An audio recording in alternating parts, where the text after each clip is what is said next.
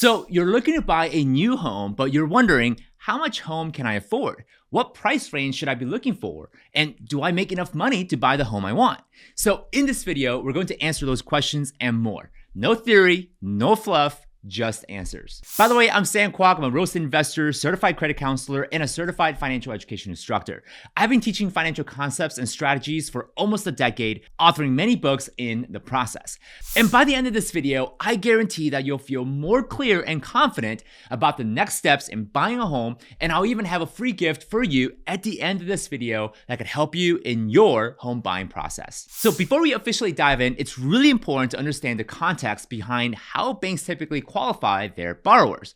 You might already know that most real estate agents want you to be pre-qualified or that you have cash ready to buy your home. What this simply means is that the banks are prepared to give you a mortgage up to a specific amount based on your income. But what is that formula that the banks use to determine how much home you can afford? So just for a moment, put yourself in the bank's perspective. Would you want to lend money to someone who is going to struggle making their payments to you, or someone who can make the payments without struggling much?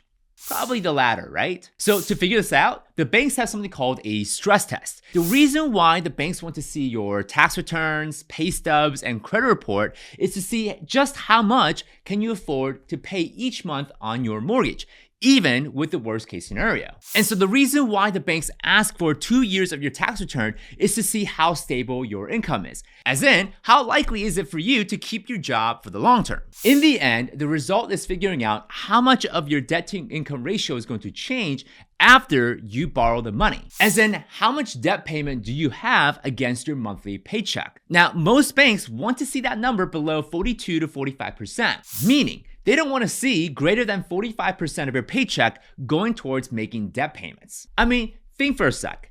If 60% of your paycheck every single month goes towards paying down debt, let's say, how realistic is it for you to be able to cover your other essential expenses like groceries, utilities, or transportation? So by making sure that banks don't lend you more than what you could handle, they could expect you to make payments on time without really breaking your back. So what the banks do is that they work the numbers backward. They know that they don't want their borrowers exceeding that 45% debt to income ratio. So knowing what your income is, how much debt you already have, they can then calculate the maximum monthly payments you can afford at the highest interest rate in the market. So let me show you just how this works on a spreadsheet. Okay, so here we are in the Excel calculator to help you show you how much home can you afford based on your actual income and the interest rates right now in the market. So the very first step on the top is to input your net monthly income. And so in this example, this hypothetical scenario, let's say we're working with a $10,000 a month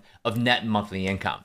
From there, we're gonna go and enter your total existing monthly debt payment. So this can be a sum and combination of your credit cards, their student loans, furniture loan, whatever the case might be. We're gonna total up the entire amount that you're paying on debt every single month. Next, we're gonna go and put in the maximum debt to income ratio that most banks are looking for. I went ahead and put 42% just to be conservative and be safe because we never know, right, what banks will do.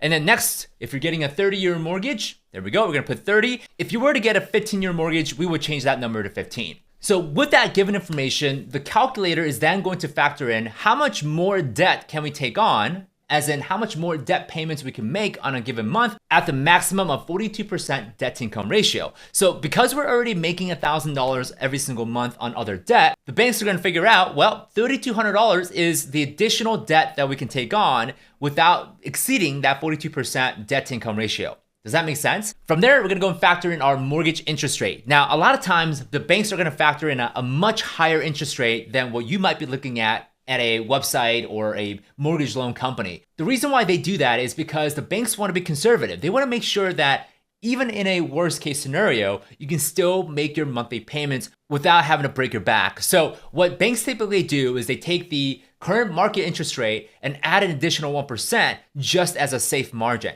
So 7.5% is what I came up with, at least obviously depending on when you're watching this video, that rate can change, it can go up or it can go down. So 7.5% is our hypothetical example. So based on the $3,200 being your maximum allowable P&I, plus the interest rate of 7.5%, the calculator determined that the maximum loan you can borrow is $457,656.41. And if you plan on doing a down payment of, let's say, 20%, that means the maximum home purchase price is $572,070. So let's go and work that logic backwards to really help you and really cement this concept. So tomorrow, let's say you went out and bought a $572,000 home.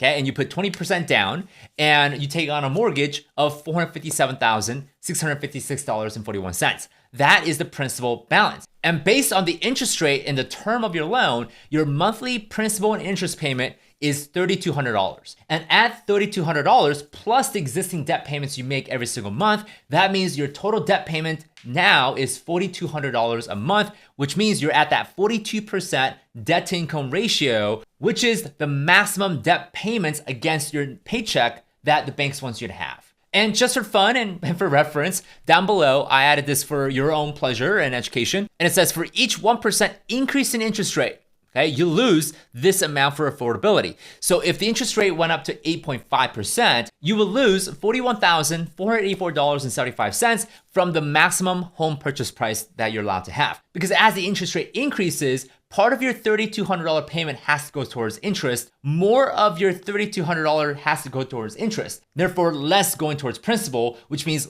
less principal balance you're able to borrow overall. So that's just for FYI, additional education that you could have that could help you kind of guide, some decision making. But this is a very simplified version of how most banks will determine how much you're able to borrow based on the current interest rate, as well as your income and existing debt payments you're making. So with the spreadsheet that I just used, you can see how your income and existing debt play a role in being able to determine how much housing you can afford. And if you thought this spreadsheet was extremely helpful, I am giving away that calculator spreadsheet for free as my gift to you. That way, it could help you figure out how much of a home you could afford based on your current income and existing debt payments that you have. While some banks may use a slightly different model of calculations, it should put you right around the ballpark and get you pretty close in terms of what you could afford. So to download that calculator, the link is in the video description down below, as well as other free gifts and resources I have for you. So if you thought this video was helpful, share it with a friend or family, and consider subscribing to our channel for more helpful tips and education on finance. I'll see you in the next video. And don't forget to check out this video right here where YouTube thinks it's beneficial for your situation.